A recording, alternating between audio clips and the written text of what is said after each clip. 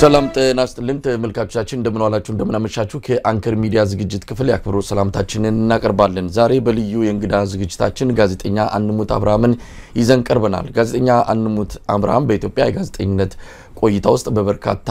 መገናኛ ብዙሃን ውስጥ የሰራ አሁን ደግሞ በአማራ ትግል ውስጥ ከፍተኛ አስተዋጽኦ ያደረገ የሚዲያ ባለሙያ ነው በአጠቃላይ በትግሉና በሱ የጋዜጠኝነት ህይወት ውስጥ ያሉትን አንዳንድ ጉዳዮች አንስተን ቆይታ እናደርጋለን እንድትከታተሉን ግብዣችን ነው መልካም ጊዜ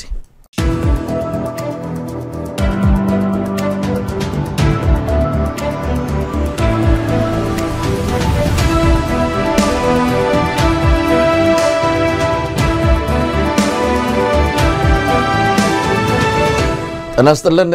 ጋዜጠኛ አንሙት እንደምን አለህ መሳይ ደህና ነህ ወይ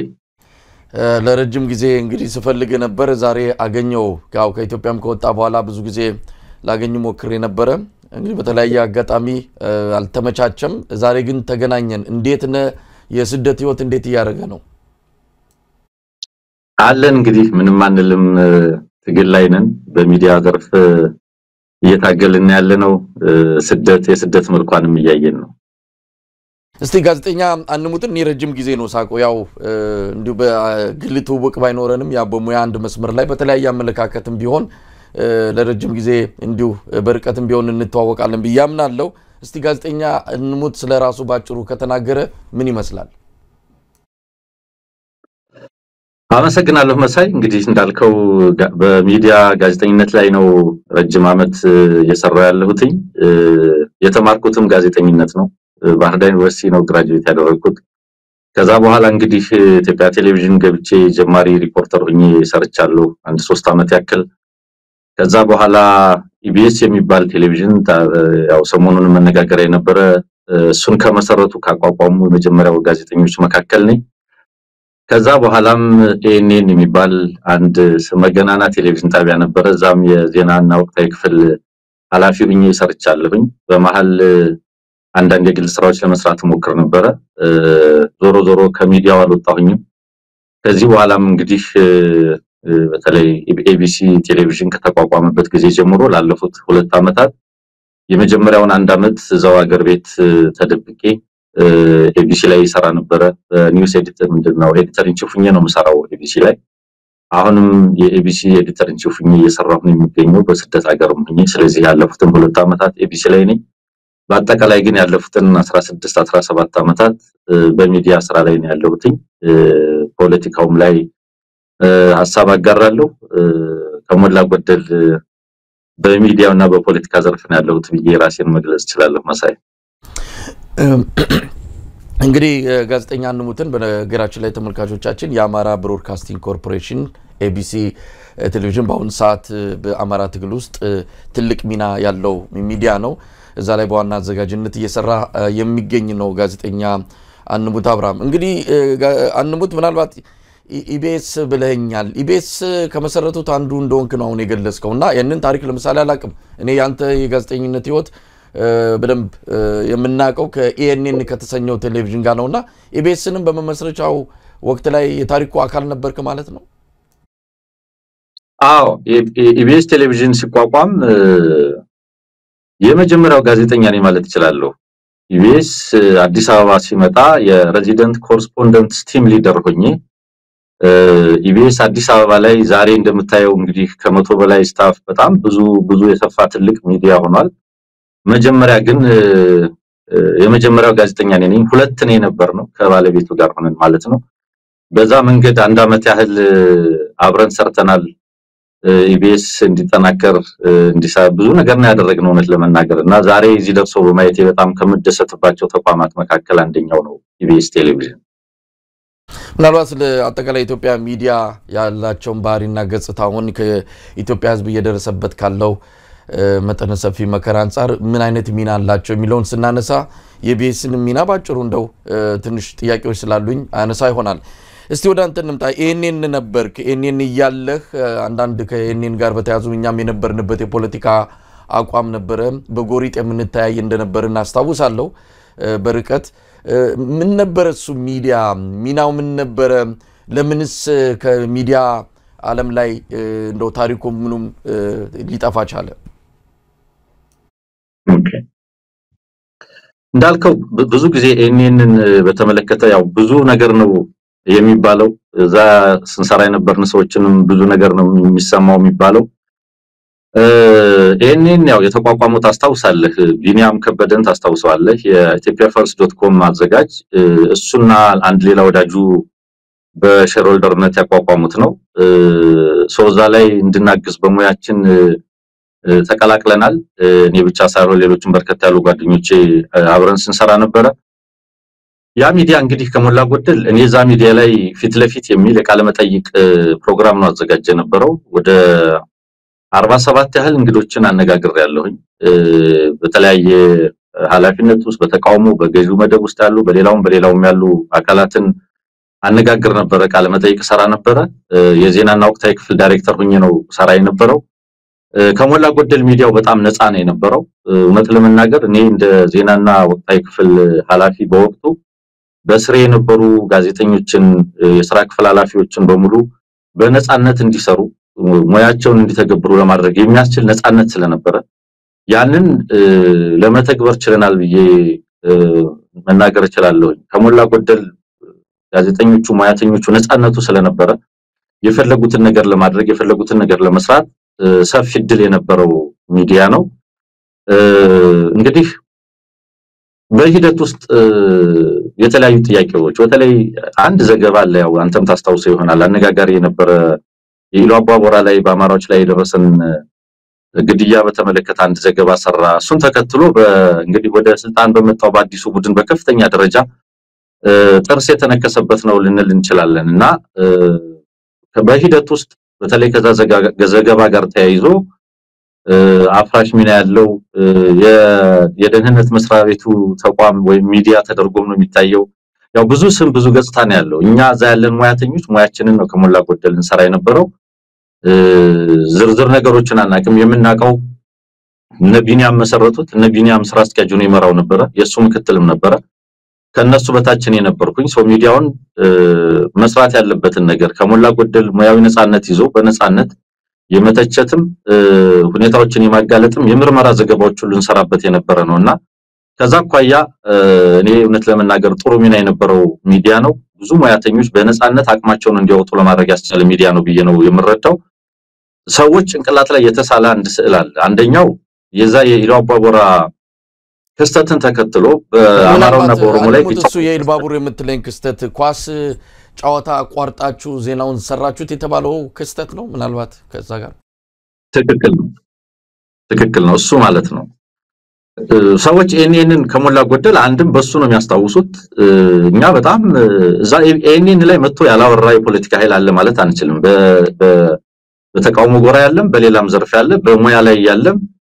ኤንኤን ላይ መጥቶ ያላወራ ሰው አልነበረም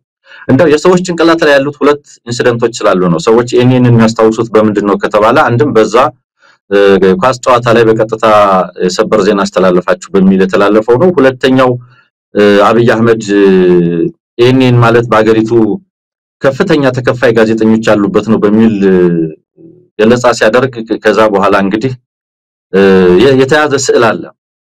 እና እነዚህ ሁለት ነገሮች ሰዎች ጭንቅላት ላይ ስለዚህ ሚዲያ እንዲኖር አድርገዋል ብዬ ነው ማስበው በኔ በኩል ሙያዬን የገባኝን ነገር የኢህአዴግ አባላት ናቸው የተቃዋሚ አካላት ናቸው ሳልል በነፃነት ጥያቄዎችን በማቅረብ በቻልኩት መጠን በመሞገት ስራዬን የሰራሁበት ሚዲያ ነው ብዬ ነው የማስበው በዛ ረገድ እንደ አንዳንድ ሹመኞች ዛ ዝግጅት ላይ ዛ ቃለ መጠይቅ ላይ አንቀርብም ሁሉ እስከ ማለት ይሄዱበት ነው ያ የሰበር ዜና ጉዳይ ከሞላ ጎደል እኔ አሁን ላይ ቢሆን ብርቅ አይደለም መሳይ አሁን ላይ ቢሆን ዜናነቱ አስደናቂነቱ ያለፈበት ጉዳይ ነው አንድ አካባቢ አንድ ማህበረሰብ መጨፍጨፍና እሱን ተከትሎ ዜናው መቅረቡ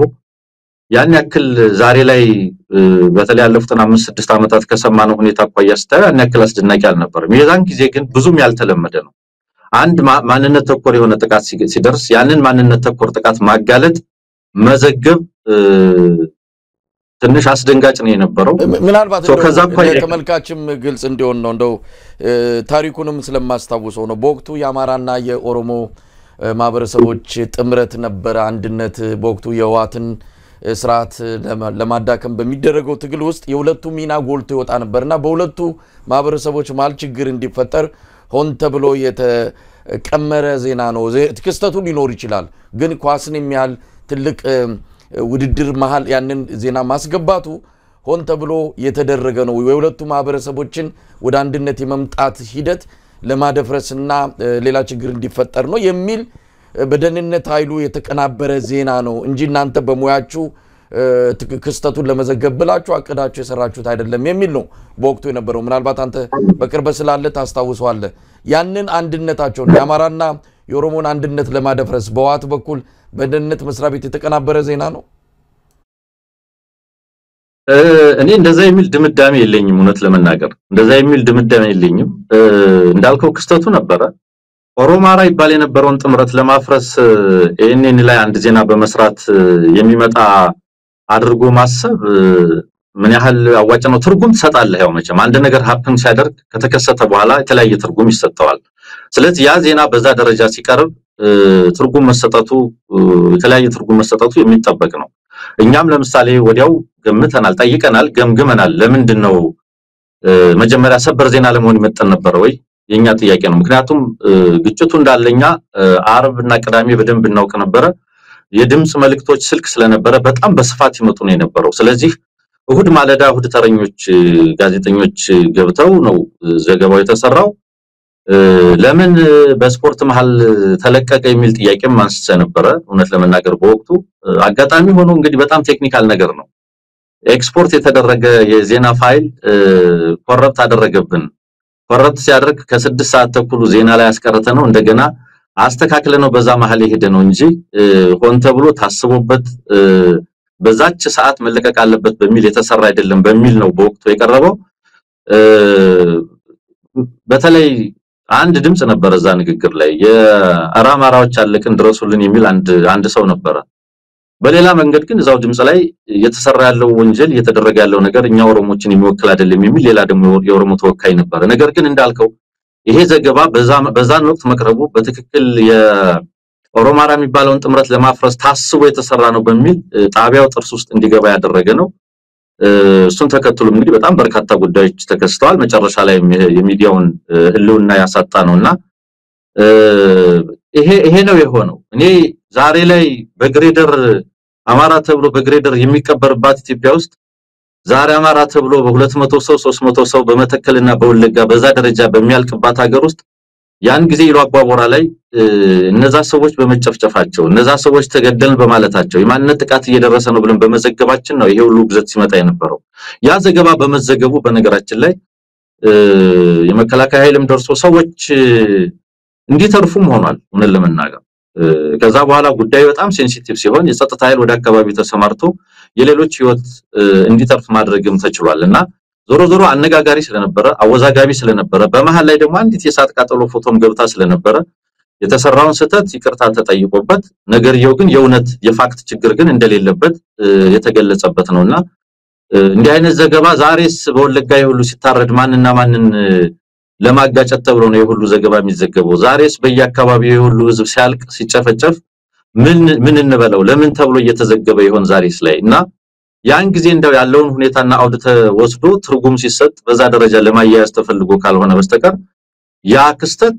የዛን ጊዜ ቆም አይደለም። ከዛ በፊትም የነበረ ነው። ከዛ በኋላ እስከዛሬው አለት ድረስ የቀጠለ ነው መሳይ። እንግዲህ አንሙት ምናልባት ይሄንን ውስጥ ያላችሁ ጋዜጠኞችን በተመለከተ ለህወሓት ስስልብ አላችሁ እዛም የሰሩ ከእንደገናም በሌላም ሚዲያም ከህወሓት ጋር ቅርበት ካላቸው ጋር የሰሩ አሁንም ድረስ ለህወሓት ስስልብ ያላችሁ አንተ በርግጥ አሁን ለአማራ ህዝብ የከፈልክ ያለውን መስዋዕትነት በሙያ እየሰጠ ያለውን አገልግሎት በቅርበት የሚያውቁ ሰዎች እንዲህ አይነት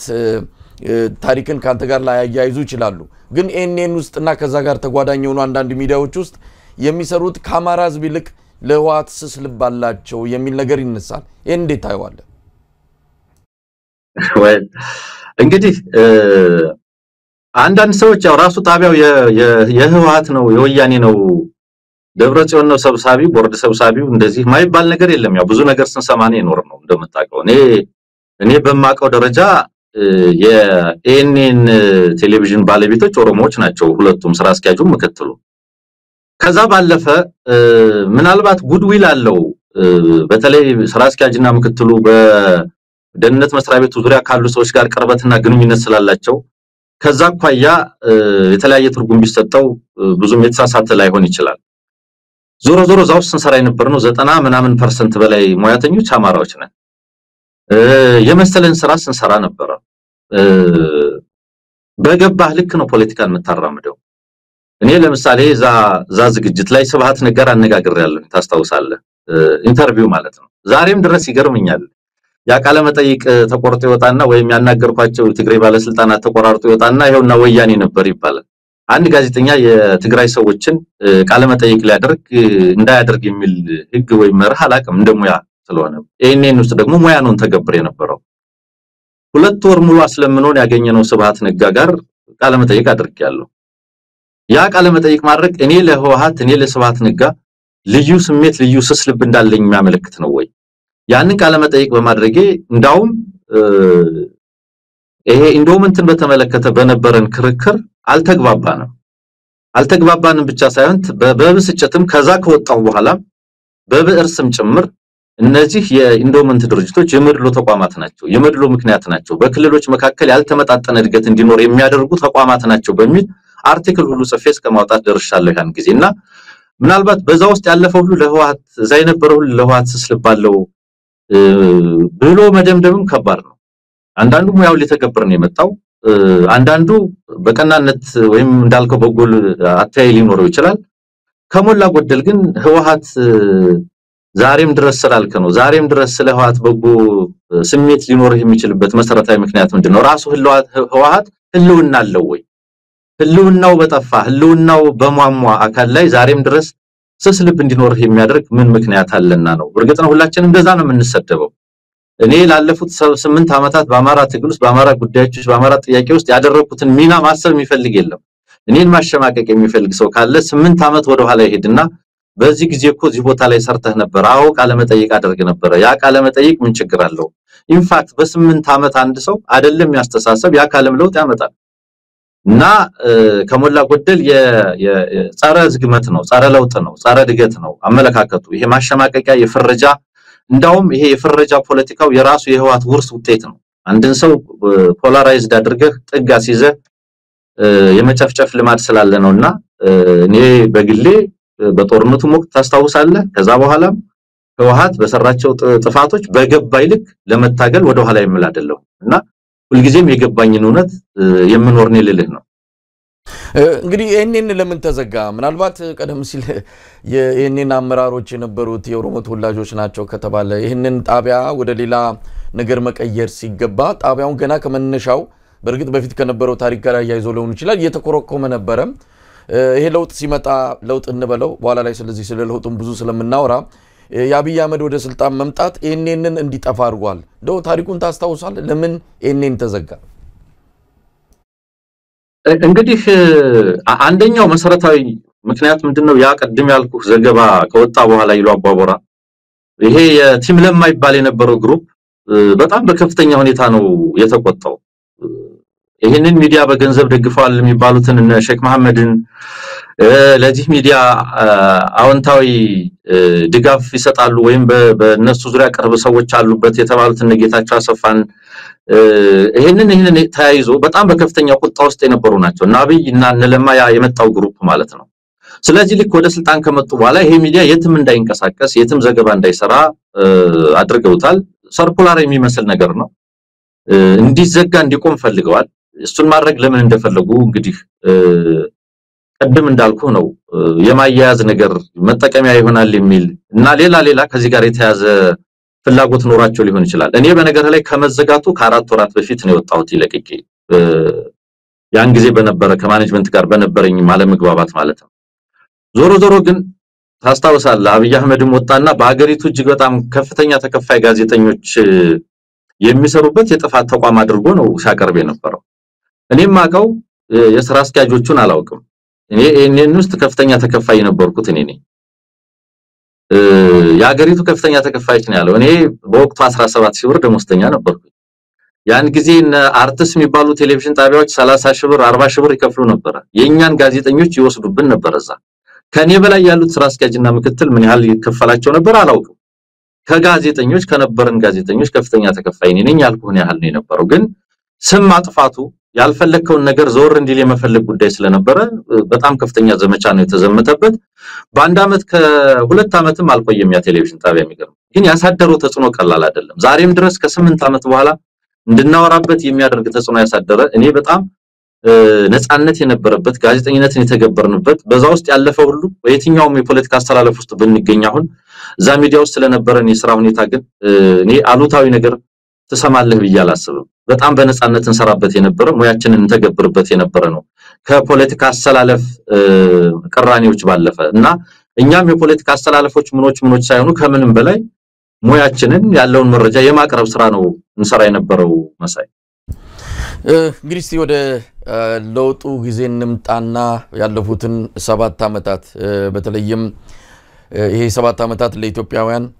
በጣም የጭንቅ ጊዜ ነው ማለት ይቻላል በርግጥ ኢትዮጵያ ከመከራና ከጭንቀት ተለይተው አያውቁም ግን ያለፉትን 7 አመታት ያህል በኔ መረዳት በኔ በተለያዩ ንባብም ይሄ ያለፉት 7 አመታት በጣም አስቸጋሪና እንደ ኢትዮጵያዊ ትልቅ ፈተና ውስጥ የገባንበት ዘመን ማለት እንችላለን ለማንኛውም እስቲ ለውጡን እንዴት ታስታውሷል እናንተ ገና ከመነሻው ነው እንግዲህ ከለውጡ ኃይል ጋር ምንድነው ፍጥጫ ውስጥ የገባችሁትና እንዴት ታስታውሷል እንዴት ተቀበልከው መልካም እንዳልከው እኔ ያን ጊዜ የነበረውን ሂደት ከሞላ ጎደል እንከታተል ነበር ናብይ አህመድ ነሄቲም ለማይባል የነበረው ግሩፕ ምን አላማ ይዞ ነው የሚንቀሳቀሰው ምን እየሰራ ነው ያለው እዚህ ሀገር ላይ ምን ሊያመጡ ነው የፈለጉት የሚለውን እንደ አብዛኛው ሰው አብይ አህመድ ፓርላማ ሲገባና እዛ ሲያወራ አይደለም የማውቀው አብይ አህመድ የሳይንስና ቴክኖሎጂ ሚኒስትር ከነበረበት ኋላም ኦሮሚያ ምክትል ፕሬዝዳንትና የከተማ ልማት ቢሮ ኃላፊ ከነበረበት ኋላም ላይ የኦህዴድ ጽህፈት ቤት ኃላፊ ከነበረበት እሱና ለማና እዛ አካባቢ የነበረው ግሩፕ ምንድነው ፍላጎቱ ምን እያደረገ ነው ያለው ወዴት ነው እየሄደ ያለው የሚለውን ነገር እናውቅ ነበር በጣም በርካታ ኦሮሞ ጓደኞች ነበሩና አዲስ አበባ ላይ ምን እንገናኝ በየጊዜው ያለው ሁኔታ እናወራም ነበርና ያ ግሩፕ ወደ ስልጣን እየመጣ ያለው ግሩፕ በጣም አደገኛ ግሩፕ እንደነበረ እኔ በጊዜ ነው የተገነዘብኩት እውነት ለመናገር ወደ ስልጣን ሳይመጡ ነው የተገነዘብኩት እና ከሞላ ጎደል ኦሮማራ ለምሳሌ ይባል የነበረው ጥምረት ህወሓትን ለማስወገድ አንድ ጠቃሚ ስልት ተደርጎ ቢተገበርም ወደ ስልጣን እየመጣ ያለው አስልቶ ወደ ስልጣን እየመጣ ያለው ኃይል ግን በጣም አደገኛና መሰሪ ኃይል እንደሆነ ለኔ ግልጽ ነው የነበረው እና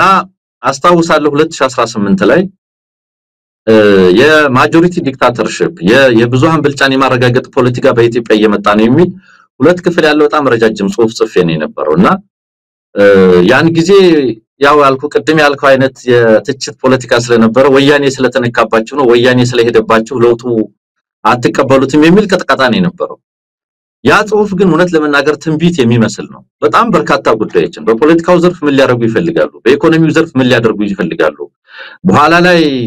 ኦሮሞማ በሚል ወደ ትርጉም ወደ መስጠት የመጣው ያኔ የቶኩማ ኦሮሞ ይባል የነበረ የመጀመሪያ እንቅስቃሴያቸው ከባህል ልማት አኳያ ምን አስፓየር ያደርጋሉ የሚለውን ነገር ሁሉ በደንብ እንገነዘበው ነበር እኔ የለውጡ ሂደት ይሄንን ሊያዋልድ እንደሚችል ከጧቱ ገብቶኛል ብዬ ብናገር ማጋነን አይደለም የኢህአዴግን የማዋሃድ ጉዳይ የአንድ ሰው ዲክታተርሺፕ ሊያመጣ እንደሚችል ምንም በጊዜ ነበር የገባ ይሄንን እየጻፍን የላክንላቸው አግዙን ብለው ለውጥ መጥቷል ተብሎ እንድናግዛቸው ሲሰሩ የነበሩ የባዴን ሰዎችን በግልጽ ተናግረናቸዋል ልዩነታችንን ሁሉ ነግረናቸዋል እናንተ ኢህአዴግን በማፍረስ ከዚህ ይሄንን ኃይል ኤምፓወር በማድረግ የአማራንስ ጥያቄና ጥቅም ልታስከብሩ ማትችሉም እየተደረገ ያለው የአንድን መሰር የሆነ ገዥ ቡድን ኤምፓወር የማድረግ ስራ ነው እየተሰራ ያለው የሚል ነው እንደምታስታውሰው ገና ኢህአዴግ ወደ ምርጫም ሳይገባ ለማ መገርሳ የኢትዮጵያን መሪ መርጠናል ብሎ ነው መግለጫ የሰጠው አብይ አህመድን ኢህአዴግ ሳይመርጠው ነው ማለት ኢህአዴግ ሳይመርጠው ወደፊት ያመጣ ነው ለኢትዮጵያ መሪ እንዲሆን የመረጥነው ሰው ብሎ ፊት ለፊት ነው ያስቀመጠው ዶክመንተሪ ተሰራ ነደራርቱ አሊቢራ የዶክመንተሪ የኢትዮጵያ መሪ ያሉ ባልተመረጠ ግለሰብ ላይ ኢንዶርስመንት ይሰራ ነበርና ያን ሁሉ ሂደት በማየት አደገኛ የሆነ ገዥ ቡድን አደገኛ የሆነ ኃይል ወደ ስልጣን እየመጣ እንደነበረ በጣም ግልጽ ነው የነበረው ጥላቻ ያለው አንሙት ወቅቱኛም ያው አብዛኛው ኢትዮጵያ ህዝብ ብቻ ሳይሆን ዓለምም የታወረበት ጊዜ ነው ምን አልታይ እንዳለ በወቅቱ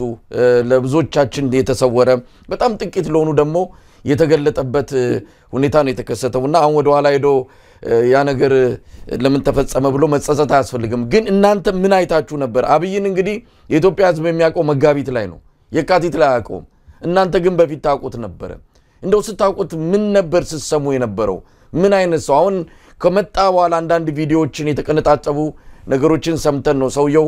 ከጠቅላይ ሚኒስትር ከመሆኑ በፊት እንዲ ነው የሚባለው ነገር ያየ ነው እናንተ ግን በፊት መታውቁት ከነበረ ምን ሲያደርግ ነበር እንደው ባጭሩ ብታስታውሰንና የነበራችሁንም ስጋት ብታጋራን የስጋት ምልከታው ነው ሰለ የነበሩ ኮንስፓይሬሲዎችን እንከታተል ነበር ለምሳሌ ታስታውሳለህ የአማራና ትግራይ የሀገር ሽማግሌዎች ተብሎ ዛካው የነበረውን ቅራኔ ለማለዘብ በሚል ይሰሩ የነበሩ ስራዎች ነበሩ የህዝብ ለህዝብ ተብሎ መቀሌ ጎንደር ላይ ስብሰባዎች ይደረጉ ነበር አብይ አህመድ ይሄንን አይፈልገውም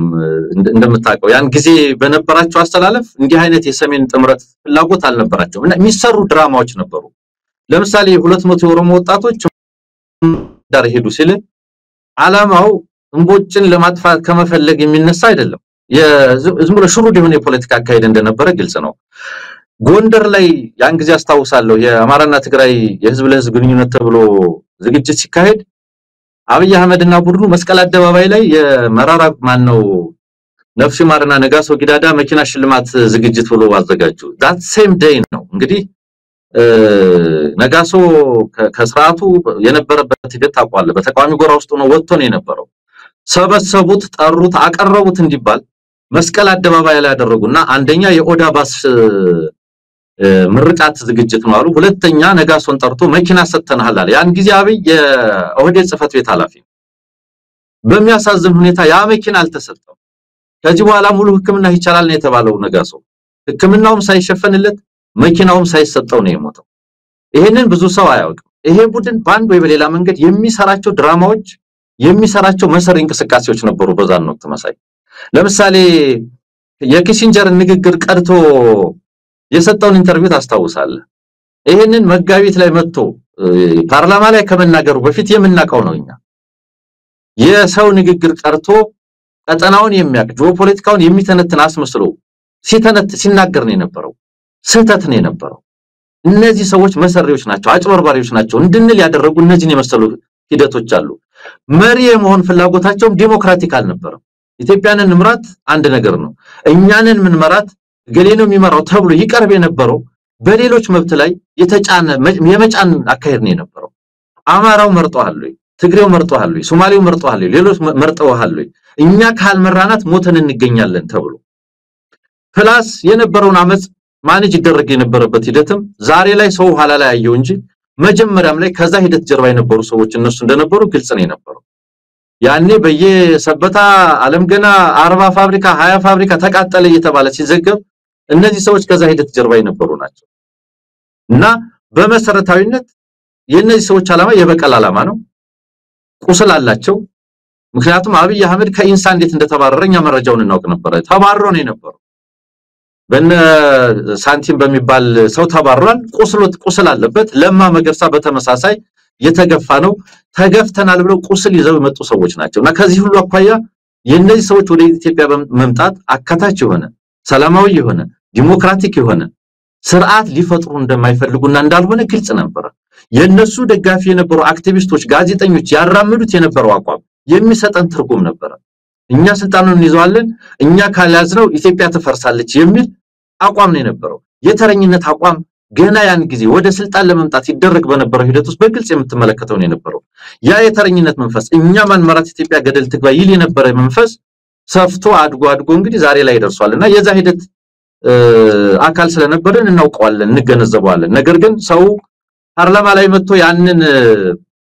የለምለም ምላስ ንግግር ሲሰማ ብዙ ሰው እንዳልከው በጣም ተስፋ አድርጓል ብዙ ሰው ብዙ ነገር ብሏል ነገር ግን ሌጂቲሜሲ ለማግኘት መሪዎች የሚያደርጓቸው ተግባራት ግልጽ ናቸው ምናቃቸው ናቸው በሊትሬቸሩ አንድ ሰው ወደ ስልጣን ሲመጣ ተቀባይነትን ለማግኘት ምን ያደርጋል እስረኞችን ይፈታል ስደተኞችን ይመልሳል እርቅና ሰላምን ይሰብካል ይሄ ከንግግር አልፎ በተግባር ምን ያህል ሊሄድ የሚችል ነው የሚለው ነገር ጥርጣሬ ውስጥ የሚከተሉ ምክንያቱም የነበሩበትን ቁርሾ እናውቃለን በምን አይነት የውስጥ የፓርቲ ውስጥ ኮንፍሊክት ውስጥ እንዳለፉ በማን ጉዳይ ላይ ምን አቋም ይዘው ይሰሩ እንደነበር ያን ጊዜ እናውቃለንና በአዴንን ተጠቅመን ህወሓትን ወርውረን ስልጣኑን እንቆጣጣራለን እኛን የመሰለች ኢትዮጵያን እንፈጥራለን የሚለውን ጉዳይ ከመጀመሩ ነው እኔ ተገንዝቤ የነበረው ልል ምናልባት አንሙት በአዴን አካባቢ የተወሰነ ቅርበት እንደሚኖር በመረጃም ቢሆን በአንዳንድ ነገሮች ከስራም ጋር በተያያዘ እስቲ የነበረው ሁኔታ በአንድ ወቅት ላይ ለአቶ ገዱ አንዳርጋቸውም ጥያቄውን አቅርቤ ነበር እንደዚሁም ለአቶ ደመቀ መኮንንም አዲስ አበባ በተገናኘን ጊዜ አንስቼላቸው ነበርና የሚገርመኝ ነገር አለ በወቅቱ በአዴን ጠንካራ ነበር ያ የለውጡ ማግስት እንበለው ህወሓትን በማዳከምና ሁለቱ ኃይሎች ወደ ቤተ መንግስት ያይዘው በሚመጡበት ጊዜ በአዴን እንደውም የተሻለ ቆመና ነበረው እነ ዶክተር ደብረጽዮን አንዳንድ ጊዜ በአዴን ላይ ጥርሳቸውን የሚነክሱት ማን እንደሰበራቸው የመጨረሻውን ስብራት የፈጸመባቸው የትኛው ኃይል እንደሆነ በደንብ ያውቁ ነበር እና የቱጋኑ ቁማሩን የተበላችሁት ይሄንን ስልጣን አሳልፋችሁ ለአብይ የሰጣችሁት ምን ነገር ተፈጥሮ ነው ሁሉን ነገር የአዲስ አበባንም ጉዳይ ሌሎችንም በሙሉ ኦህዴድ እንዲቆጣጣሩ አድርጋችሁ እናንተ ባዶ እጃችሁን ታቅፋችሁ የቀራችሁት ምን ተፈጥሮ ነው ከማንንም ያላነሰ አቅም ነበራችሁ በወቅቱ በዛን ጊዜ እና ምንድነው ቁማሩን የተበላችሁበት ብለን ጠይቀን ነበር ያው የሚሰጡ መልስ በርግጥ አጥጋቢ አይደለም እንደውም ትንሽ ቅሬታ እንዳለባቸው እርስ በርስም የተወሰነ ነገር ችግር እንዳለባቸው ከመናገር ያለፈ ትክክለኛውን ታሪክ ሊነግሩንም አልቻሉም ግን ምን ትረዳለ ባዴን የዛን ጊዜ ጠንካራ ነው እንዴት ቁማሩን ተበላ እንግዲህ በጣም መሰረታዊ ነገር ነው ዛሬም ድረስ ያልተመለሰ ነው ነገር ግን እኔ በእኔ አረዳድ ያን ጊዜ ለውጥ መጣ ይሄ በርቀቱናችሁ የምትሰድቡን በርቀቱናችሁ የምትጽፉብን ልጆች እስቲ ተቀራርበን እንነጋገር ተብሎ በመቀራረብ ካልካቸው ሰዎች ጋር ሁሉ ጉዳዮችን ለማንሳት ለማውራት ሁሉ ድሎ ነበር እውነት ለመነጋገር በተገኙ ስብሰባዎች ሁሉ ባህር ዳር በተደጋጋሚ እየተመላለስን ጉዳዮችን ለመምከር ለማንሳት እንሞክር ነበር ነገር ግን እኔ በአዴን ያንን ትግል ሲያደርግ በትክክል ምንድነው የፈለገው ምን ፈልጎ ነው የነበረው የሚለውን ከነዚህ ከቲም ለማ ከምትላቸው ከኦህዴዶቹ በተለየ ኦህዴዶቹ በጣም አስልተው ጨርሰው ነው የመጡት ጠቅላይ ሚኒስትር መሆን አለብን ኢትዮጵያን በእኛ ምሳል መፍጠር አለብን የኦሮሞን ጥያቄዎች በዚህ መንገድ እንፈታቸዋለን ብለው ቱዱ ሊስት የሚመስል ስራቸውን አውቀው ጨርሰው እንደመጡ ነው የሚገነዘበው በአዴኖች ጋር እንደዚህ አይነት ነገር አልነበረም በአዴኖቹ አንድም ከውስጥ በነበረው ግፊት በተለይ የሶሻል ሙቭመንቱ ጠንካራ ስለነበረ በጸረ አማራነት ይደረግ የነበረው ዘመቻ በጣም ግፊቱ ሰፊ ስለነበረ አጀንዳውን ለመቀማት ሙከራ አድርጓል አጀንዳውን ለማስጣል ሶሻል ሙቭመንቱን ለመቀልበስ በጣም የታገለ ኃይል ነው በነገር ላይ ኋላ ላይ ግን በተለይ ትግሉ ጸረ ህወሓት ስለነበረ ህወሓቶች ጋር የነበረው እብሪት ደግሞ የበለጠ እነሱ ላይ ጫና ሲፈጥር እነሱም አፈነገጡ በጸረ ህወሓትነት ነገዱም ነደመቀም ሌሎችም ለመሰለፍ ሙከራ አደረጉ ነገር ግን ከአማራ ህዝብ ጥቅምና ፍላጎት ተነስተው የአማራን ህዝብ እንደዚህ እናደርገዋለን ዛሬ እንደዚህ አይነት አደጋ እየደረሰበት ነው ስለሆነም ከዚህ ተነስተን ወደዚህ ለመውሰድ ይሄንን ትግል ለዚህ ዓላማ ነው የምንታገለው ብለው አስበውና አልመው አይደለም ይመጣ አብይ አህመድን ሳያውቁት ነው የመረጡት እነሱ ጭንቅላት ውስጥ ያለው ነገር አንድ ነገር ነው ህወሓት የሚባለውን ኃይል መግፋት ማስወገድ ነባሩን በአዴን የነበረከትን የናዲሱ ለገሰን በአዴን ስለመግፋት እንጂ ይሄ በነደመቀና በነገዱ የመጣው ኃይል ወደ ስልጣን ሲመጣ በትክክል የሚፈልጋት ኢትዮጵያ በትክክል ለአማራ የምታመጣለት ነገር ምንድነው በትክክል ለኢትዮጵያ የሚተርፈው ነገር ምንድነው የሚለውን የረባ ግንዛቤ የረባ ስትራቴጂ ነድፈው የተነሱ አይደሉ በነገር ላይ ከዛ ሂደት ውስጥ በማህበራዊ ሚዲያውና በሌላውም የተከታተለውን ንቅናቄ የአማራ ህዝብ ጥያቄ ምንድነው የሚለውን እንኳን ለመገንዘብ ጊዜ ነበራቸው አይደሉ አዴፓ ተብሎ ለምሳሌ የአማራን ህዝብ ጥያቄ ለይተናል ታውቆ ያደረ ነው ሲሉ ተሰማቸዋል እኔ ያሳፍሩኛል እንዲህ አይነት ስቴትመንቶችን ሲያቀርቡ በመጀመሪያ ደረጃ አጀንዳው የአማራ ህዝብ ጥያቄ ተብሎ የሚወሩ አጀንዳዎችን ኮርጀው ነው ከሶሻል ሙቭመንቱ ኮርጀው የተነሱ ናቸው የባህር ዳር ስምምነት ይሏል የአዴፓ ስንተኛ ጉባኤ ነው ብሎ በአቋም መግለጫ የቀረበ ሐሳብ የአማራ ህዝብ ጥያቄዎች ናቸው አዴፓ የሚታገልላቸው ጥያቄዎች ናቸው ብሎ ነው የቆሙት ነገር ግን እነዛን ጥያቄዎች በስልጣን ትግል ውስጥ በዛ በነበረ ሂደት ውስጥ እንዴት አድርገው ሊያረጋግጡ እንደሚችሉ በምን መንገድ ሊያስመልሱ እንደሚችሉ በትክክል ስትራቴጂው መውጫ መንገዱን የለዩ ሰዎች ናቸው ብያላምንም ስለዚህ ህዋትን ከማስወገድ ቀጥሎ ምንድነው የሚመጣው የትኛውን ቅራኔ የፈተ የትኛውን መፍትሄ ልታገኝ ነው እየታገልክ ያለው ለሚለው ነገር የተዘጋጁ አልነበሩ በረከትን ማባረር ዝም ብሎ ብቻውን ግብ ህዋትን ማባረር ዝም ብሎ ብቻውን ግብ ማንነቱን የማያውቁትን አብይ አህመድን ኢምፓወር ማድረግ በቃ ኦሮሞዎች ናቸው ይሁኑ ብሎ ወደፊት ከማምጣት ያለፈ የትኛውን ቅራኔ በምን አግባብ ይፈቱታል የትኛውስ ፍላጎት በምን አግባብ እናንተ ያንን ያሽተታችሁት ችግር ነበረ ይሄ እየመጣ ያለው ኃይል ምን ይዞ እየመጣ እንደነበረ አሁንም ደግረኛል በወቅቱም ብዙ የጻፉትንም በኋላ ላይ ያነበብነው አለ እንዴት በአዴን በፖለቲከኛ ዛች ቁንጮ ላይ ያሉ ናቸው ትግሉን የሚመሩ ናቸው ይሄንን እንዴት ማሽተት ተሳናቸው ወይስ ምንድነው ግራም ይገባ ነገር ነው አስተዋውሳለሁ አቶ ተስፋዬ ጌታቸው ነፍሱን ይማር ጠንካራ የነበረ በአዴን ሰው ነው እዚህ በመጣ ጊዜ በወቅቱ ለውጡም አልመጣም ነበር የነበራቸው ሚና ሲነግረን እውነት ለመናገር በአዴን ኢትዮጵያን ለማዳን ስተቱን ከነስተቱ ላለፉት በርካታ አመታት ከዋት ጎን ሆኖ የአማራን ህዝብ ሲበድል የነበረ ነውና አሁን ነው ምንድነው ንሳ የሚገባበት የኢትዮጵያን ህዝብ የሚክስበት ጊዜ እየመጣ ነው ብለን እንድናስብ አድርጎን ነበር ተስፋዬ ጌታቸው ሲደረግ የነበረውን ትግል ሲነግረን ያ ሁሉ ነገር እንዴት በአንድ ጊዜ በአንድ አብይ በሚባል ሰው ተጠልፎ ተወሰደባቸው ፍርሃት ነው ወይስ የወንጀል ነገር ነው ምንድነው እነዚህ ሰዎች ቁማሩን አስበልተው ዛሬ አብይ አህመድ እንደዚህ በኢትዮጵያ በነፍሷ እንዲጫወት ያደረጉት ያ ምንድነው እኔ የምረዳው ምንድነው መሰለ ያደረጋቸው ስልቶች አሉት አብያው እንደምታውቀው ስልቶች አሉት የፍርሃት ፖለቲካ ይጫወታል ፍርሃትን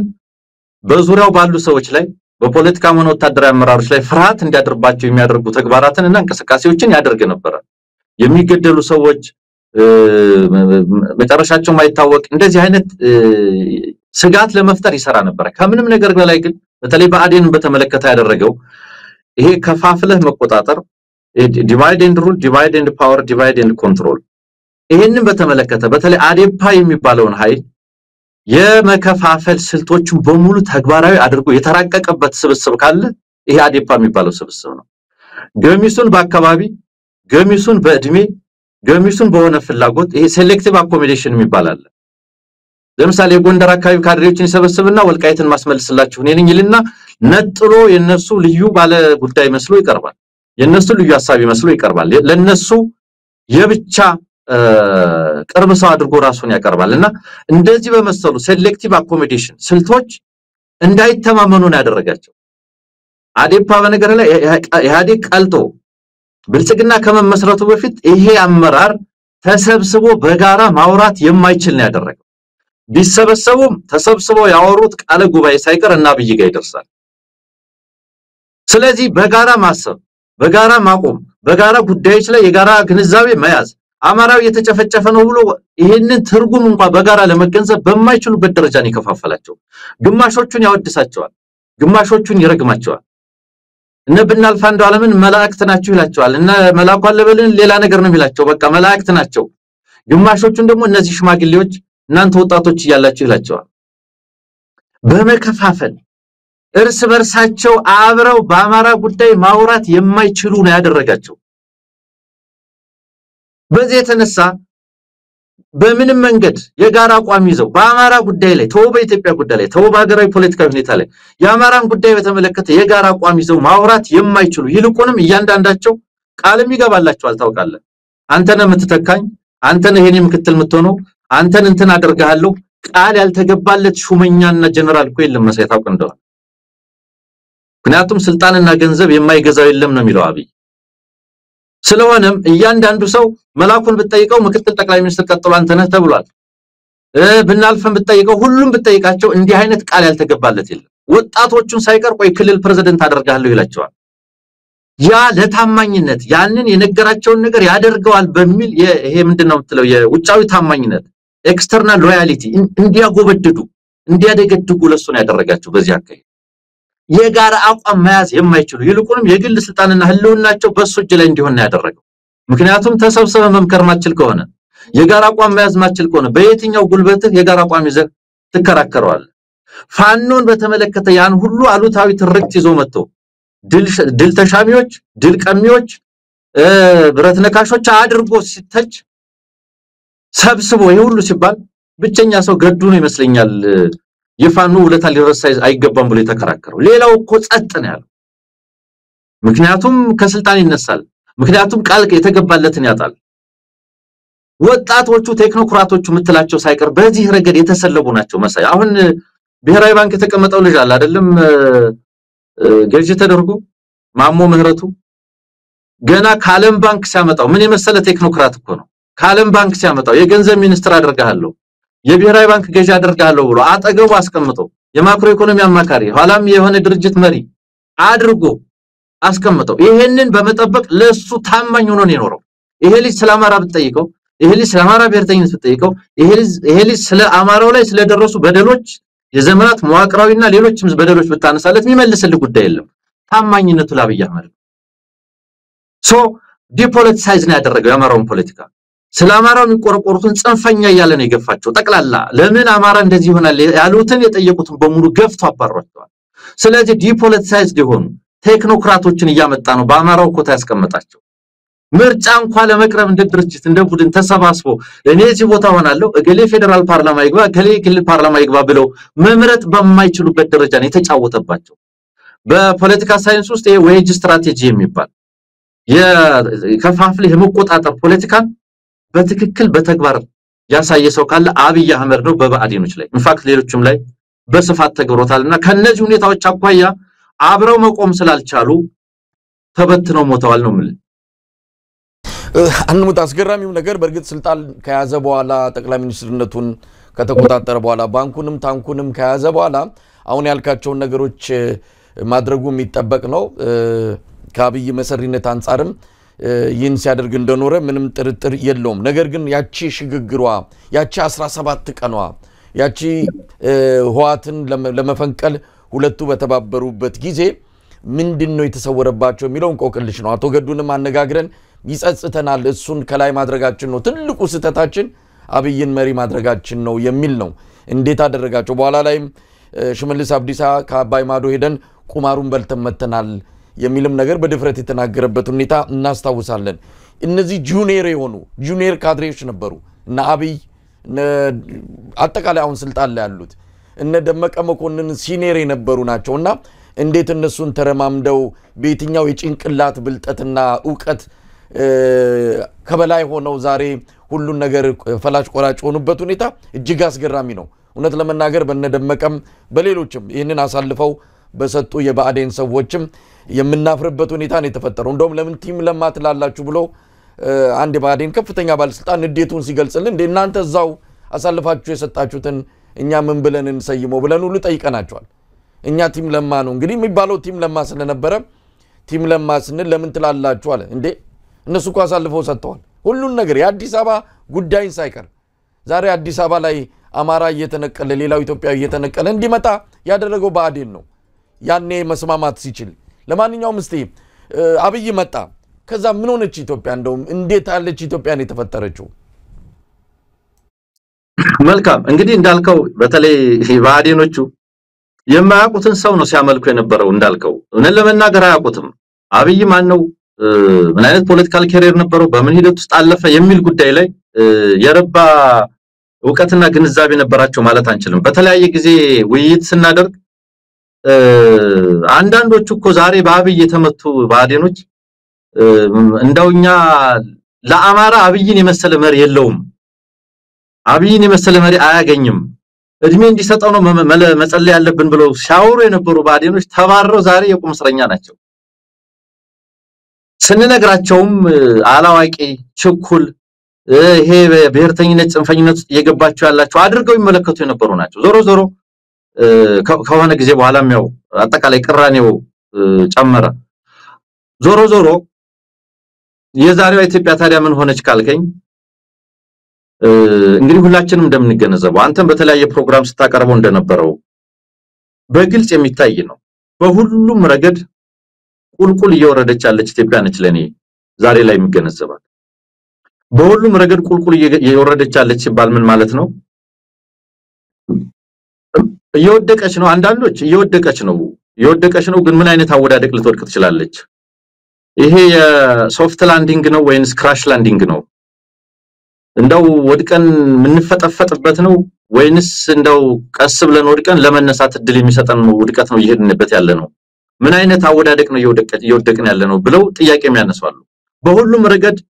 ወደ ታች ይሄደች መሆኗ በተለይ ደግሞ ከኢትዮጵያ አጠቃላይ ሁኔታ አቋያ ይሄ ነገር ለክራሽ ላንዲንግ አደጋ ለፍጅት ሊያጋልጠን የሚል ስጋት ያላቸው ሰዎች አሉ ከዚህ አቋያ የህዝብ በደል ከምን በላይ የገነነባት ሀገር ነች አሁን ያለች የህዝብ በደል የገነነባት ሲባል ዛሬ ስለ ህልውና አደጋ ስለ ዘር ማጥፋት የማያወራ ህዝብ የለም መሳይ እንደምታውቀው የትግራይ ማህበረሰብ ስለ ዘር ማጥፋት ሲያወራ ነው የባቸው የአማራ ህዝብ ስለ ዘር ማጥፋት እያወራ ነው ኦሮሞዎች ስለ ዘር ማጥፋት እያወሩ ነው ደቡብ ላይ ያሉ ብሔረሰቦች ተውጠው ስለ መጥፋት እያወሩ ነው ሌሎችም በአንድ ወይ በሌላ መንገድ በደል ውስጥ ናቸው የማይበደል ህዝብ አለ ለማለት አንችልም አይነቱ ደረጃው ሊለያይ ይችላል መጠኑ ሊለያይ ይችላል ግን በከፍተኛ ደረጃ የህዝብ በደል የገነነባት ሀገር በብሔር ደረጃ እኔ ደህና ነኝ እኔ ምንም ተመችቶኛል ጥሩ ነው ያለሁትኝ ይሄ ስርዓት ተስማምቶኛል ብሎ ሊያነሳ የሚችል ብሔር አላውቅም ሆነ ለምናይ እንዳማራ ከሆነ መጠይቀኝ ይሄ የመጨረሻው ክሪቲካል የህልውና አደጋ ላይ ነው የወደቀው የደረሰው በመደብም ብትሄድ እንደዛ ነው ያልተበደለ አርሶ አደር አለው ያው የኢትዮጵያ አርሶ አደር ከዳር እስከ ዳር በደል ላይ ነው ያለው ጅራፍ አጥፍ ያለው ሞፈር ሰቅያለሁ ብሎ ንቅናቄ ያደረገ የኢትዮጵያ አርሶ አደር ያሩሲ አርሶ አደር ነው የስንዴ ኬላ ተጥሎበት መንግስት ባስቀመጠለት የገበያ ዋጋ እንዲሸጥ ሲታፈን የነበረው የሽንኩርት ማሳ የነቀለ ለአብይ አህመድ አምቢሽን ፍላጎት ስንዴ ዝራ እየተባለ የመስኖ ማሳውን የስንዴ ማሳ እንዲያደርግ ሲገደድ የከረመው ኢንዱስትሪያሊስቱ የት ነው ያለው አገሪቱ ላይ ያለው አሁን እኮ ስለ ፋብሪካ የሚያወራ የለም በነገር ላይ ስለ ሰራተኛ ቅጥር የሚያወራ የለም የሰራተኛው መደብ ነው ደና አርሶ አደሩ ነው ደና ከተሜው ነው ደና ባለሀብቱ ነው ደና የትኛውም ማህበራዊ መደብ ጤነኛ አይደለም በዚሁ ስለዚህ የህዝብ በደላል ደረጃው አይነቱ ሊለያይ ይችላል ከፍተኛ የሆነ የህዝብ በደል ግን አለ ከ10 በላይ ብሔር ደቡብ ውስጥ ክልል ሆናለሁ ብሎ በጥይት ነው አርፎ እንዲቀመጥ የተደረገው የጉራጌ ህዝብ ንቅናቄ ያኔ መሰለ ሰላማዊ ትግል የት ደረሰ ሲዳማ ውስጥ የነበረው ወላይታ ውስጥ የነበረው ጋሞች ላይ የደረሰው ጌዶች ላይ የደረሰው ስለዚህ በደል የህዝብ በደል ጸረ ህዝብነት ኢሰባዊነት አንደኛው ኢትዮጵያ ያለችበት ነው ከተገለጸች ልትገለጽ የምትችለው በእንደዚህ አይነት ሁኔታ ነው የህዝቦቿ እንባ ጨፍጨፋ ያደነቆራት ሀገር ሆናለች ሁለተኛው በጣም አደገኛው ነገር በዚህ ሀገር ላይ መተማመን ጠፍቷል ትረስት የሚባል ኮንሰፕት ካለ ተሰብሯል ማንን ያምናል የፌደራል መንግስቱ ክልሎችን ስለሚጠረጥራቸው ልዩ ኃይል ፖሊስ በትኑ አፍርሱ ይላቸዋል ይወጉኛል ብሎ ይጠረጥራቸዋል ክልሎቹ የፌደራል የሚባለውን አያምኑትም በክልሎቹ መካከል መተማመንም የለም በመንግስትና በሃይማኖት ተቋማት መካከልም መተማመን የለም አልፎ ተርፎ በሃይማኖት ተቋማት መካከል እርስ በርሳቸው መተማመን እንዳይኖር ይሰራል ኢትዮጵያ ውስጥ በማንና በማን መካከል መተማመን አለ መተማመን የሌለው ህዝብ ትንሽም ቢሆን ቤኔፊት ኦፍ ዳውት ምትለው የመተማመን ተስፋ ጭላንጭል የሌለው ህዝብ አብሮ መኖር የሚችልበት እድል አለው ዛሬ የቢዝነስ ኢንፋክት ዛሬ ላይ ቆሟል እንጂ የቢዝነስ አክሲዮኖች እንኳን የሚቋቋሙት እኮ በብሔር እኮ ነው ዛሬ ሁሉም አጥሩን እያጠበቀ ነው ያለው የዛሬዋ ኢትዮጵያ መተማመን የጠፋባት ማንን ማያምንበት ሁኔታ ነው የተፈጠረው በክልሎች መካከል የአምባጓሮ መግለጫዎች እኮ ስንሰማ ነበር በመከላከያ ሰራዊት ውስጥ ብትሄድ እርስ በርሱ መተማመን የለም እኮ የታችኛውና የላይኛው ብቻ አይደለም በብሔር ኮታ ይሄ መተማመን ጠፍቶ ነው እኮ የትግራይ የሚባል ሰራዊት የሀገሪቱ መከላከያ ውስጥ እንዳይኖር የተደረገው ትግራይ የሚባል ወታደር እንዳይኖር የተደረገው የመለየው ባልደረባህን እንኳን በመለየው ባልደረባነት ሳትመለከት በዘር መነጽር ተደራጅተህ እንድታጠፋው ሆኗል። መተማመን የሚባለው ኮንሰፕት በዚህ ሀገር ላይ የለም። ይሄንን በማስፋፋት አብይ አህመድና ቡድኑ በከፍተኛ ደረጃ ነው እየሰራ ያለው። በከፍተኛ ደረጃ በመንግስትና የእምነት ተቋም አይተማመንም። መንግስትና ክልል አይተማመንም። መንግስትና ሰራተኛው አይተማመንም። ስለዚህ ይሄ በጣም በከፍተኛ ደረጃ ኢትዮጵያ ያለችበትን ከፍተኛ ውድቀት ከሚያሳዩን ጉዳዮች መካከል ነውና እነዚህን የመሰሉ ሌሎችም በርካታ የሀገር ወዴት እየሄደ ነው የሚያስብል የህዝብ ተሳትፎ ነው። እኛ ብዙ ጊዜ ፕሮግራም እንሰራበታለን ኤቢሲ ቴሌቪዥን ላይ። አብይ አህመድ ስለ ህዝብ ተሳትፎ አንድ ሰው ሲያወራን ሶስት አይነት አቀራረብ አለ። አንደኛው በማማለል ማሳተፍ አለ። በማማለል ተስፋ በመስጠት ማሳተፍ፣ በድጋፍ ይሁን በተቃውሞ ይሁን በሆነ መንገድ ህዝብ ፖለቲካሊ አክቲቭ እንዲሆን ሊያደርጉ የሚችሉ ሁኔታዎችን በማማለል አድርጎታል። በተለይ ወደ ስልጣን እንደመጣ ጀምሮ ኢትዮጵያ ሰላም እርቅ ይቅርታ ሰላም እርቅ ይቅርታ በሚሉ ትርክቶች ህዝቡ በከፍተኛ ደረጃ ድጋፍ እንዲሰጥ ተደርጓል። ሰልፍ ወጥቷል። ካገዛዙ ጋር ቆሟል። ተሳትፎ ነበረ የድጋፍ ቢሆን ኋላ ላይ ይህንን ተሳትፎ ወደ ማጋጨት ነው የወሰደው። በማጋጨት ማሳተፍ። ስለዚህ የትግራይ ህዝብ ከኢትዮጵያ ህዝብ፣ የኦሮሞ ህዝብ ከአማራ ህዝብ፣ የገሌ ህዝብ ከገሌ ህዝብ በሚል የሃይማኖት ተቋማትንም እርስ በርስ በማጋጨት ለማሳተፍ ነው የሰራው። በይፋ እንደ መንግስት ህዝብን በህዝብ ላይ ለማስነሳት የቀሰቀሰ ኃይል እኮ ይሄ ኃይል ብቻ ነው። በዚህ ኃይል ደረጃ ኦሮሞ አማራ መጣብህ ብሎ የሚቀሰቀስ የትም ሀገር ኖሮ አያውቅም። ስለዚህ የህዝብ ተሳትፎ በማጋጨት ምክንያቱም በማጋጨት እሱ ሰርቫይቭ እንደሚያደርግ ስለሚያምን በማጋጨት ለማሳተፍ ሰርቷል። አሁን ደግሞ በማግለል ነው። አሁን በማግለል በምንም ጉዳይ ላይ ማንም ምንም ማለት እንዳይችል በማድረግ መቃወም አትችልም፣ ፓርቲ መመስረት አትችልም፣ ሰላማዊ ሰልፍ ማድረግ አትችልም። እንዳው ሰላም ይሁን ጦርነት ይቅር ብለህ ሰልፍ መውጣት እንኳን ከልክሏል፣ አሳስሯል አይደለም? እነ ሸዋስን አሳስሯቸዋል። በማንኛው ኳስ መመልከትም እየተከለከለ ነው፣ ያየህ ነው። ሰሞኑ ማምለክም እየተከለከለ ነው። አደባባይ ወጥተህ መንፈሳዊ በዓልን፣ መንፈሳዊ ፕሮግራምን፣ መንፈሳዊ ዝግጅትን ማምለክ ማድረግ ማከናወን እየተከለከለ ነው ያለው። ለመስቀል ለመውጣት አድዋ ድልን ለማክበር ለመውጣት የምትለብሰውንና የምትወጣበትን መንገድ ሁሉ ልቆጣጠረው የሚል ሁሉንም ነገር ካልተቆጣጠርኩት የሚል አገዛዝ ነው አሁን የመጣው። የምትለብሰውን ልብስ ቀለም ልምረጥላችሁ የሚል አገዛዝ። ስለዚህ መስቀል አደባባይ ጥምቀት ስትወጣ በሱ ቁጥጥር ስር የለበስከውን አይቶ አጨፋፈርህን አይቶ ታላቁ ሩጫ ለመሮጥ ካድሬ ሰብስቦ አውራ አሰልፎ እንዳትናገር በመለጎ ሲሲቲቪ ካሜራ ተክሎ አብሮ የመረጃ ባለሙያ አብሮ እያስሮጠ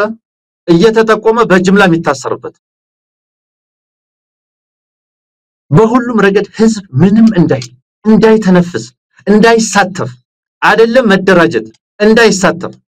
ስሜቱን እንኳን እንዳይገልጽ በሰላማዊ መንገድ የኢትዮጵያ ሐኪሞች ጥያቄያቸውን አቀረቡ። በሰላማዊ መንገድ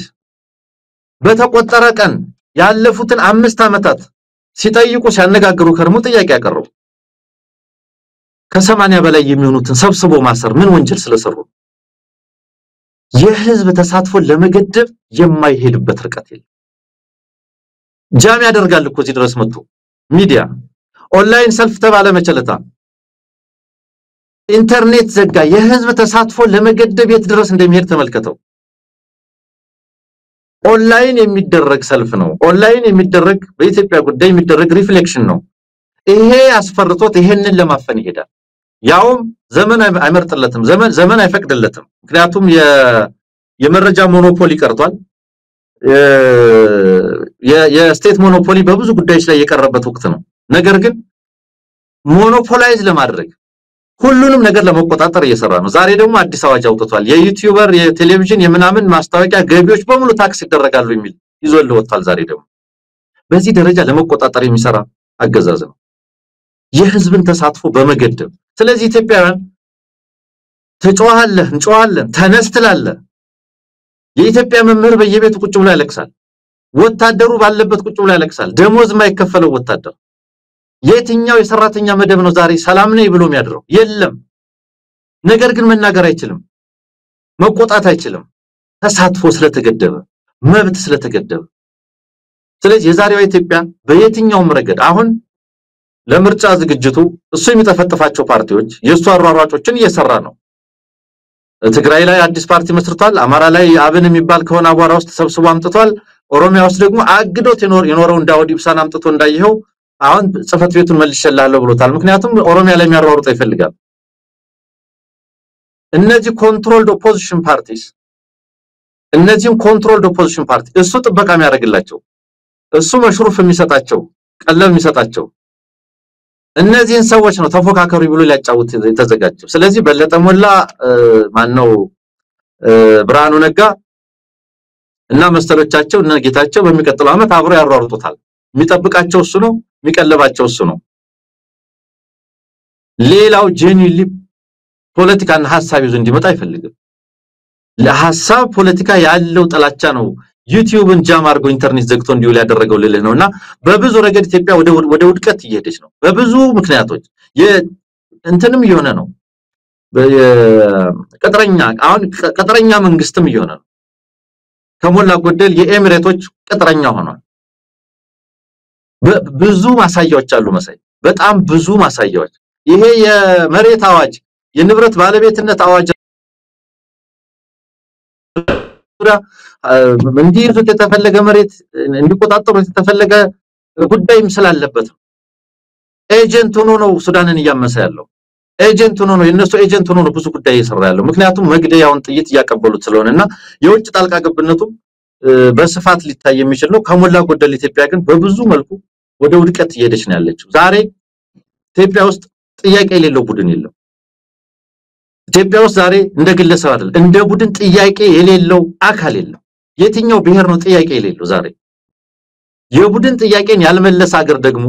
ከግጭት አዙሪት ሊወጣ ይችላል ዛሬ ከቡድን ጥያቄ የወጣ የሃይማኖት ተቋም አለ ወይ የኢትዮጵያ ኦርቶዶክስ ተዋሕዶ ቤተክርስቲያን የቡድን ጥያቄ እንደ ተቋም እንደ አንድ አይደንቲቲ ግሩፕ ጥያቄ አላቸው የህልውና ጥያቄ የኢትዮጵያ ሙስሊም የኩልነት ጥያቄ የኢትዮጵያ ፕሮቴስታንት የኩልነት ጥያቄ ኢትዮጵያ ውስጥ የቡድን ጥያቄ ማያነሳ አካል የለም ዛሬ ስለዚህ በእንደዚህ አይነት ቅራኔ ውስጥ የምትማሰን ሀገር ሆናለች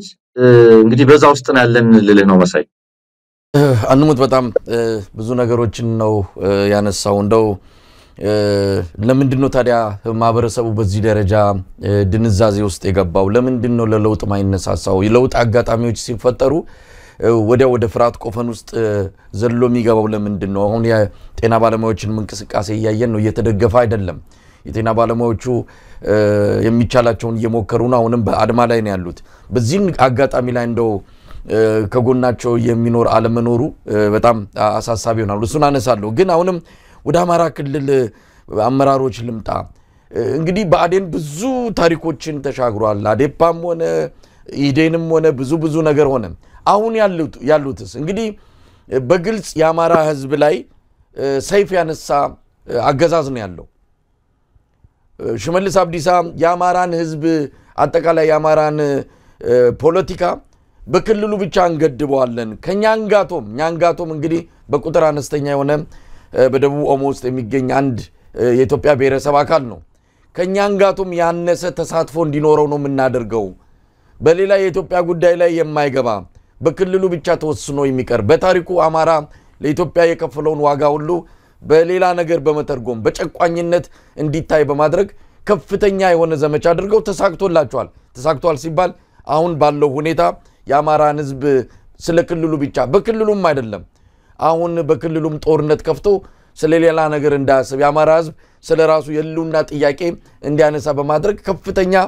አደጋ ደቅኗል ምንድነው ያደረጉ ያሉት እነዚህ አማራ ብልጽግና የሚባሉት እና አረጋ ከበደስ ምን አይነት ሰዎች ናቸው? ቀደም ሲል አንስታል አብንንም በተመለከተ በጣም ትልቁ ስብራት ለአማራ ህዝብ አብንን የመሰረ አነሳሱ ለአማራ ህዝብ አማራጭ ሆነ ኃይል ሆኖ የአማራን ህዝብ ጥያቄዎች ከፍ አድርጎ ያነሳል ተብሎ ሲጠበቅ ይሄው ዛሬ እንደምናየው ነው። አብን ማለት የአብይ አህመድ ምንድነው ሌላኛው ፈረስ ሆኗል። ምንድናቸው የአማራ ፖለቲከኞች ከአብይ ዙሪያ ያሉት ምን እያደረጉ ነው? ትክክል ነው። እንግዲህ አንደኛው መረዳት የሚገባው ምንድነው የአማራ ፖለቲካ ውስጥ ያለው ነገር የውክልና ቀውስ ምንለው የዚህ ሪፕሬዘንቴሽን ክራይሲስ ላለፉት 30 ዓመታት የነበረ ይሄ ቀውስ ከምን የመጣ ነው? ይሄ ቀውስ ለምንድነው ሊላቀቀው ያልቻለው? ቀደም እንዳልኩት በውጫዊ ታማኝነት ይሄ የኤክስተርናል ሎያሊቲ እና ኤክስተርናል ቫሊዴሽን ሲሰሩም በውጭ አካላት ከአማራ ውጭ ባሉ አካላት እውቅና ለማግኘት ታማኝ መሆናቸውን ለማሳየት የሚሰሩትም ቫሊዴት የሚደረግላቸው በእነዚህ ውጫዊ አካላት እንዲሆን ቀደም ያሉት በህወሓት ያሆኖቹ በዚህ በኦሮሞ ብልጽግና እንዲሆን ያደረጋቸው ነገር ምንድነው የሚለው በጣም መሰረታዊ ጉዳይ ነው። አማራ ራሱን በራሱ መምራት አለበት የሚል በዚህ ትግል ውስጥ የምናነሳበት መሰረታዊ ምክንያትም ይሄው ነው። ይሄ የውክልና ቀውስ በጥራትም በብዛትም ስትመለከተው ምን አይነት ሰዎች ናቸው እየተመለመሉ ወደዚህ ወደ ፖለቲካ ስልጣን የመጡት ምን አይነት ባክግራውንድ ያላቸው ሰዎች ናቸው የሚለው ነገር ቁልፉ ዛ ላይ ነው የምናገኘው። በነገራችን ላይ ይሄ አንዳንድ ሙያተኞች የጃዙር ማህበረሰብ ቁጥጥር ላይ የጃዙር ማህበረሰብ ቁጥጥር ለማድረግ የሚፈልጉ አካላት በዛ ማህበረሰብ ውስጥ የተበዳይነት ስሜት ያላቸው የመገፋት ስሜት ያላቸው ለይተው የሚመለምሉበትና ኤምፓወር የሚያደርጉበት አካሄድ አላቸው። ስለዚህ ከሞላ ጎደል እኔ በዚህ በአዴን ፖለቲካ ውስጥ እንዳልከው ከኢህዴን እስከ አማራ ብልጽግና የመጡ ሰዎች በወጡበት ማህበረሰብ ውስጥ የበደል ስሜት ያላቸው የበቀልም ስሜት ያላቸው ምናልባት ማህበራዊ መገለልን ያስተናገዱ ምናልባት በአንድ ወይ በሌላ መንገድ የተበዳይነት ስሜት ያላቸው ሰዎች ይመስሉኛል ተለይተው ኢምፓወር የተደረጉ። ይሄ የአማራዊ ሙላት የሚጎላቸው ምለው በነገር ላይ ይሄንን ጨከን ብለን እንዳንነጋገር የሚያደርገን ነገር ብዙ ነው። ነገር ግን በአንድ ወይ በሌላ መንገድ ጥብቅ የሆነ አማራዊ አቋም የሌላቸው ምናልባትም የባሪያ ልጅ እየተባለ የሸማኔ ልጅ እየተባለ በድህነቱ ምናልባትም በሃይማኖቱ ምናልባት አንዳንድ ፕሮቴስታንቶች አንቲ ማርያም ጠላት ተብሎ ካደገ ሙስሊም ሆኖ በተለያየ አካባቢ ላይ በጣም ተጽዕኖ ባለበት አካባቢ ላይ የመገለል ስሜት ያለባቸው ከሆኑ አንዳንዶቹ ደግሞ እንደዛ ናቸው። የሚገርም ነገር ይሄና ከዚህ ጋር የተያያዘ የደረሰባቸው መገለል ለወጡበት ማህበረሰብ ልዩ ተቆርቋሪ እንዳይሆኑ አድርጓቸዋል የሚል ግንዛቤ አለ። አንተ የባሪያ ልጅ የተባልክ ካደግ ምናልባትም ያ ማህበረሰብ ያ ጎረቤት ያ አካባቢ እንዲህ ያላሳድጎ ከሆነ ያንን ማህበረሰብ የመምራት እድል ያገኘህ ጊዜ ብትችል ትበቀለዋል አትቆረቆርልም። እዚህ ላይ ያሉትን ሰዎች ብትመለከታቸው ወይ በትውልድ ቦታ ወይ በሃይማኖት ባክግራውንዳቸው ወይ በኢኮኖሚያዊ ባክግራውንዳቸው የተገለሉ የተገፉ የነበሩ አይነት ሰዎች ናቸው። እንደነዚህ አይነት ሰዎችን ኢምፓወር ማድረግ ለሶሻል ኮንትሮል እጅግ በጣም ጠቃሚ ኢንስትሩመንት። የአማራውን ህዝብ ለያይተው ለመረዳት የሚሞክሩ ሰዎች በጎጥና በሃይማኖት እንኳን የተለያየ ስም ወሎች እንደዚህ ናቸው ዳይቨርሲቲን አኮሞዴት ያደርጋሉ አይ ጎንደሮች እንደዚህ ናቸው ጎጃሚዎች እንደዚህ ናቸው እያሉ የሚያስቀምጡ ሰዎች አሉ። ስለዚህ የሃይማኖት ዳይቨርሲቲ ያለው በቤተሰቡ ይሁን ባስተዳደጉ ምናልባትም በዛም ሰና ምክንያት የተገፋ ካለ የማንነት ዳይቨርሲቲ ያለው በትውልዱ በመኑ እንደዚህ አይነቱ ከሆነ ልዩ ጠበቃና ልዩ ተቆርቋሪ አይሆንም ተብሎ ይታሰባል። ማመር ተሰማን ከተፈራ ማሞ ምን ነጥሎት እንደዚህ ሆነ አሳምነው ጽጌን ከጀነራል አደም ምን ለየው? ያው ዛሬ የተሰራም ስራ ስላለ ኦርቶዶክስ ሆኑ ኦርቶዶክስ ኮታንኮት በጣም አማራዊ ስሜት ያላቸው ለማንነታቸው ልዩ ጥብቅና የሚቆሙትን ለይተህ ማግለል ትምክተኛ ነፍጠኛ እያለ ነቅሎ ማባረር የዛ ድርጅት ተፈጥሮና ባህል በዚህ የተነሳ ሰላማራ ህዝብ የሚቆረቆሩና የሚጠይቁ በሙሉ ተነቅለው ተባረሩ ገና ከልጅነታቸው ከፍ ማለትም እድል አላገኙ ስለዚህ የቀረው ከራሱ በላይ ምንም ለማድረግ የማይችል በውጫዊ ታማኝነት የጎበጠ የፖለቲካ ቮካብለሪው የፖለቲካል ኤፒስቴሞሎጂ ራሱ እነዚህ ላኪዎቹ አዛዦቹ የሰጡትን መናገር እሱን መጥፋት ብቻ የሚችለውን ነው ኢምፓወር አድርገው ያስቀመጡት አገኘው ተሻገር ከገዱ አንዳርጋቸው በላይ እንዴት ለአማራ ሊያስብ እንደሚችል አንተ ራስህ መርምረው እሱኛውን አቆይቶ እሱን ሾሞ ይሄኛውን ለምን እንደሚያባረረው ቼክ አድርገው ዮሐንስ ቧያለውን እስር ቤት አስቀምጦ አንዳንድ ዛሬ እዛ አካባቢ ላይ ያሉትን አማራ ብልጽግና የሚባል አረጋ ከበደን ይዞ የሚቀጥልበት ምክንያት አረጋ ከዮሐንስ በላይ ለአማራ ተቆርቋሪ ስለሆነ ነው ስለዚህ መሰረታዊ ስሌቱ ሰዎቹ የተመለመሉበት ያደጉበት ባህል የካድሬ ምርመላ እድገቱ ሂደቱ ሆን ተብሎ በማህበራዊ መገለል ውስጥ በማህበራዊ ቅራኔ ውስጥ የጎደለ ማህበራዊ ባክግራውንድ ያላቸው ሰዎች ወደፊት በማምጣት የተያዘ ስልጣን ነው እነዚህ ሰዎች ለአማራ ሊቆሙ ይችላሉ እነዚህ ሰዎች የራሳቸው የሚባል ፖለቲካዊ አቋምና ቮካብለሪም የላቸው አብይ የሚለው ነው የሚሉ ያውም አብራቸው አይሄድም አያምርባቸውም በዚህ የተነሳ ነው የሌሎችም ከዚህ የተለየ አይደለም እነበለጠ ሞላ የስብስብ 1-4-5 ልጆች ጉዳይም ከዚህ የተነጠለ አይደለም ይሄንን ከመሰለ የሙላት መጓደል የመጣ ነው ነምልህ መሳይ እንግዲህ አንሞት አብይ እስከምን ጥግ ሊሄድ ይችላል ምናልባት የጀመረው ነገር አሁን ግልጽ እየሆነ መጥቷል የሚሸፋፈንበት ነገር እርቃኑን እየተጋለጠ ነው በፊት ሲባል የነበረ እንግዲህ እናንተ ከመነሻውም ስትሉት የነበረ በኋላኛም ተቀላቅለን ስንጮለት የነበረው የአብይ አህመድ በጣም አድገኛ የሆነ አካሄድ አሁን ፍሬ ያፈራ ነው አብይ አህመድ የሚያደርጋቸው የሚያስባቸው የምኞቴን ያገኘው ነው ብሏል ሰሞኑን በሰጠው ቃለ መጠይቅ ስለዚህ የምኞቱ እየሆነለት ነው የአማራን ህዝብ ሌላውንም ኢትዮጵያዊ ከአዲስ አበባ ማላቀቅ አጠቃላይ ኢትዮጵያን እሱ በሚለውና በሚፈልገው መልኩ ቀርጾ እንደገና የነሱን ኢትዮጵያ መትከል ይሄ ነቅለ ተከላውን በደንብ ያካሄደን ያለው በዚህ ሂደት ውስጥ ከምን ጥግ ሊሄድ ይችላል እነዚህ አሁንም አብይ አህመድ እኮ ኢትዮጵያን ይወዳል አሁንም አጠገቡ ሆነው አብይ አህመድ ስለ ኢትዮጵያ ሳይነሳ እንባ ከፊቱ ይሞላል ብለው ዛሬም በዛ ነገር ውስጥ በዛ ዳመና ውስጥ ያሉ አሁንም የኢትዮጵያ ካምፓኒን ኢትዮጵያን እንወዳለን የሚሉ አደጋውንም ይያዩት ብዙ ነገር እየተከሰተ መሆኑን ያወቁ በቅርቡ ጅማ ላይ የተከሰተውን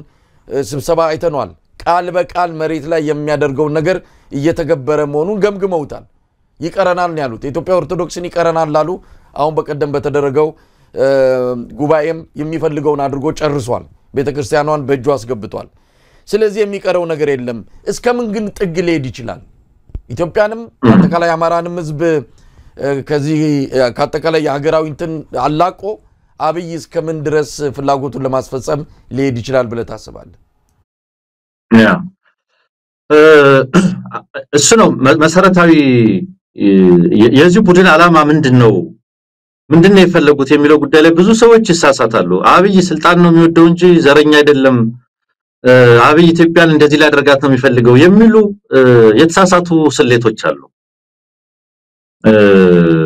በእኔ የተያዘው የኦሮማይዜሽን ፕሮጀክት ምንም በግልጽ አማርኛ መነጋገር ካለበት እነሱ የሚፈልጉት እኛን የመሰለች ኢትዮጵያ ያላትን ኢትዮጵያ እውን ለማድረግ መሄድ ያለባቸውን ሁሉ ቆጥረው ጽፈው ቲክ ያደረጉ ኤክስ ዳ ያደረጉ እየሰሩ ነው ያለው ስለዚህ ያለኛ ፈቃድ ማትንቀሳቀስ ሀገር ካልቸራሊ እኛን የመሰለች ኢኮኖሚካሊ የኛ ሰው የተቆጣጣራት የኛ ባለሀብት ያዛት የኛ ባለሀብት የተቆጣጣራት ፖለቲካሊ የኛ ሰው የኛ ኃይል የሚመራት ያለኛ ፈቃድ ማንንም የማይመጣባት በሁሉም ረገድ እኛን የመሰለች ሀገር ካልቸራሊ በባህልም ጭምር እኛን የመሰለች ሀገር እንፈጥራለን ብለው ተነስተዋል ይሄንን ለማድረግ እየሰሩበት ይሄንን የበላይነት ይሄንን ቁጥጥር ለመፍጠር የኦሮማይዜሽን ፕሮጀክቱን በተለይ በኦሮሚያ በሚባለው አካባቢ ይሄ ካልቸራል ዳይቨርሲቲ ኤትኒክ ዳይቨርሲቲ ባለበት በሰፊ አማራ ሰፊው ሌላ ማህበረሰብ ተቀላቅሎ የሚኖርበትን አካባቢ በመግደልና በማፈናቀል ሆሞጂናይዝ ለማድረግ ወጥ ማህበረሰብ ለመፍጠር እየሰሩበት ዝም ብሎ አይደለም አሁን ፋኖ ስለተነሳ ማፈናቀል ስላቆሙ አይደለም ማየት ያለበት እነ ሽመልስ አብዲሳ 600 ከተማ ላይ በሸገር ዙሪያ የፈጸሙትን ማፈናቀል 600 ከተማ ላይ ሊፈጽሙ ተዘጋጅተው ቁጭ ብሎ ነው ያለው ጠረጴዛቸው ላይ ያለ ጉዳይ ከተሞችን መቆጣጠር አዲስ አበባን ጨምሮ የኦሮሚያ ከተሞች በአብዛኛው አማራውና ሌላው ተወላጅ የሚሰራባቸውን ከተሞች ዲካልቸራላይዝ ማድረግ ከሌላውን ማህበረሰብ ማስወጣት ስለዚህ ኢኮኖሚውን በራስ ሰው መተካት ከከተሞች አቋያ የራሳቸው ፍላጎት ያስቀምጡታል አዲስ አበባን አሁን በሚሰራው መንገድ አሁን እየሆነ ባለው መንገድ ሸገር ከተማ ተብሎ ዙሪያዋን ተከባለች መሃሉ እየጠዳ ነው እንደምታውቀው ስለዚህ ማትገባባት ምትወጣባት ብቻ ከተማ እየሆነች ነው ይሄንን በማድረግ ሌላውን በማድቀቅ ሌላውን ደግሞ ወደረኛ የፖለቲካ ኃይልን ደግሞ በማድቀቅ ያሉት እንዳለው ሰብረናል ነው ይያሉ ያሉት የማይገዳደረን ኃይል እናደርጋለን በሚል እሱንም በመጨፍጨፍ ትግራይ ላይ የሰሩትን ያውቃሉ አማራ ላይ እየሰሩት ያለውን ያውቃሉ በአጠቃላይ በዚህ በአፍሪካ ቀንድ ቀጠና እኛ ብቻ ምናዝበት ስለኛ ስለ አዲስ አበባ ነው አብዛኛው ሰው የሚከራከረው እነሱ እየተከራከሩ ያሉት ቀይ ባህርን ይዘዋልን ነው ቀይ ባህርን ተቆጣጥረ ነው ኢሬቻና ከብረበታለን ነው እዛ ላይ ደግሞ አንድ ወደረኛ አለ ሻቢያ የሚባል እሱንም እንሰብረዋለን ነው ለኢትዮጵያን ባህር ልናመጣላችሁ ነው የቤት ጨዋታው ግን ሌላ ነው የቤት ቋንቋው ደግሞ ሌላ ነው ስለዚህ ይሄን ሁሉ የዲኮንስትራክሽን ይሄንን አፍርሶ በየና አፍርሶ መልሶ መበየን የማፍረስ ሂደቱ ደግሞ በአብዛኛው ዲስትራክቲቭ ሆኖ የዲካልቸራላይዝ የማድረግ አማርኛ ቋንቋን ኦርቶዶክስ ቤተክርስቲያን እሴቶቿን እነ ሳዊሮስ የተፈለጉት እኮ ኦርቶዶክስ ቤተክርስቲያን ዲካልቸራላይዝ መደረግ አለባት የኛን እሴት መውረስ አለባት ተብሎ የኦሮማይዜሽን ፕሮጀክቱ የኦሮሞ ኔሽን ቢልዲንግ ፕሮጀክቱ እነዚህን ሁሉ የመሰሉ ተቋማትን በመቆጣጠር ወደረኛና ተገዳዳሪ የሚባሉ አካላትን በሙሉ ደግሞ በማዳከም ሌሎች በጣም በርካታ አምባገነኖች ይሄን መንገድ ተከትለውታል አርጀንቲናን የመራት ሳርሜንቶ የሚባል መሪዋ ጥቁሮችን ለማጥፋት የተገበራቸው ተግባራት በአብዛኛው አብይ አህመድ እየተገበራቸው ያሉ ናቸው ከጦርነት ጀምረ ኢንፍራስትራክቸር ማውደም ላይፍ ኤክስፔክታንሲው ያነሰ ማህበረሰብ መፍጠር እንደ ስኬት የሚቆጥሩ አምባገነኖች ናቸው ለምሳሌ ልንገር አንዳንዶች ትግራይ ላይ ለምሳሌ ጦርነት ቆሟል ብለው ያስባሉ ኦኬ ጦርነት የሚባለው ቆሞ ሊሆን ይችላል ሞቱ ግን ቆሟል ብዬ አላስብም እኔ ይሄ ጄኖሳይድ ባይ አዘር ሚንስ ኪሊንግ ዊዛውት ሹቲንግ ሳይተኩሱ መግደል የጤና ተቋምህን ካፈረሰብህ ሐኪሞችህን ካራቆተብህ መድኃኒት ከከለከለህ በኋላ አልገደለኝም ነው ወይ የምትለው ኪሊንግ ዊዛውት ሹቲንግ ጄኖሳይድ ነው ልጆችህ እንዳይማሩ ካደረገ በኋላ 1000 ምናምን ትምህርት ቤት አውድሞ 1000 ምናምን ትምህርት ቤት የጦር ካምፕ ካደረገ በኋላ ወጣት ልጆች ደብረ ብርሃን ብትሄድ መሳይ አማራ ክልል ያሉ ወረዳዎች ዛሬ አይንም ጆሮም የተነፈጉ የአማራ ተፈናቃዮች ኑሮ ብታየው ታዳጊ ልጆች በያዳራሹ ተቀምጠው ከትምህርት ገበታ ውጭ ሆነው ታገኛቸዋል ለአመታት ከትምህርት ገበታ ውጭ ሆኑ የአማራ ተወላጅ ልጆች የሌላው በሆነበት ከዚህ በላይ ኢንተሌክቹዋል ጄኖሳይድ አለ ወይ አንድ ማህበረሰብ የሚተካው የሚያስብለት ማህበረሰብ ወይ መሪ ተቋም እንዳይኖር ማድረግን የሚያክል ጥቃት የለም ሰው ከዚህ አቋያ በተሳካ መንገድ ተገዳዳሪ ለመስበር ያስችለኛል ያለውን ሁሉ እየፈጸመ ነው መዳረሻው የት ነው ካልከኝ ለእናንተ ጓደኞችም ተናግሯል በሚሊዮን አመትም ወደ ስልጣን የማይመጣ አማራ በ10 ሺህ በ50 አመት 100 አመት በ1000 አመትም ወደ ስልጣን የማይመጣ ትግሬ በየትኛውም ሁኔታ እኛ ማህሉን የተቆጣጠርነው እኛ የምንፈቅድለት ብቻ እኛ የምናደርጋት ብቻ የኛ ባህል የገነነባት የሌላው ባህል የወደመባት የኛ ማንነት የገነነባት የሌላው ማንነት የወደቀባት ነገር እንፈጥራለን ስለዚህ ይሄ እንዲገባህ አንተ ጋር ምን መሆን አለ አንተ ጋር መምጣት አለበት ይሄ እንዲገባህ ነው እንደምታስታውሰው ምዕራብ ጎጃም ላይ በተለይ መጀመሪያው አመት በጣም በከፍተኛ ሁኔታ ውጊያ ነበር እኔ እዛ አካባቢ እንደ የተፈናቀሉ ሰዎች እንርዳ በሚል እንቅስቃሴ ስናደርግ የዞኑን አስተዳዳሪ ስጠይቀው 300 ሺህ ተፈናቃይ አለን አለ ከወለጋ ከመተከል የመጣ ከሌላም አካባቢ የመጣ አንድ ዞን ነው የማወራ ምዕራብ ጎጃም የሚባል ዋና ከተማው ፍኖተ ሰላም ነበር አሁን ሰሜን ጎጃም የሚባል በርግጥ ተጨወጥቷል ከውስጡ 10 ወረዳዎች አንድ ዞን ላይ 300 ሺህ ተፈናቃይ ይሄንን ያረግ ሹሜቴ ለሚባል የሰብአዊ እርዳታ ለሚያቀርብ ልጅ ነገርኩትና አይን ያላምንም አለኝ አላምንም ማለት ደወለ አማራ ክልል ቀይ መስቀል ኃላፊዎች ጋር ደወለ አይኛ ምናቀው 180 ሺህ ነው አንድ ዞን ላይ 180 ሺህ ሰው አባወራዎች እኮ ናቸው መሳይ ቤተሰቦች ሃውስሆልድ እኮ ነው የፈረሱ ሃውስሆልድስ የፈረሱ ቤተሰቦች አምራች አባትየው የተገደለባቸው ልጆቻቸው ከትምህርት ገበታ ውጭ ሆኑባቸው ጥሪታቸው ወረታቸውን የተቀሙ አንድ ወረዳ ላይ ብቻ አንድ ዞን ላይ ብቻ 180 ሺህ ሰው ማግኘት ምን ማለት ነው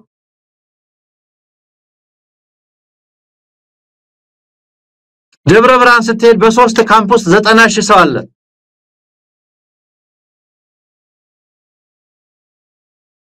እና ያሳዝናል እውነት ለመናገር ያሳዝናል ይሄንን ሁሉ ያደረጉ ነው ያለው በስኬት ያደረጉ ነው ያለው የሚፈልጓት ኢትዮጵያ የነሱን ፍላጎት ለማሳካት የቆመች እነሱን የመሰለች ሀገር ለመፍጠር የሚያስችላቸውን ሩጫ ተያይዘውታል እነዚህ ተቃዋሚዎቻቸው ለነሱ ጅሎች ናቸው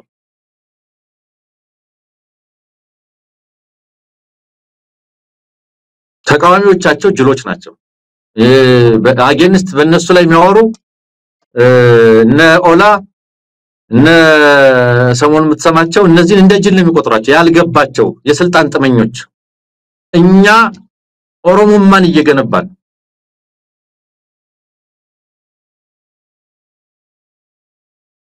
እኛን የመሰለች ሀገር ባንኩንም ታንኩንም ተቆጣጥረን ባለንበት ተቃውሞ የሚያሰሙት የስልጣን ጥመኞች ናቸው ብለው ነው የቆሙ ስለዚህ መድራሻችን ምንድነው ብለው ሄደው አስቀምጠውታል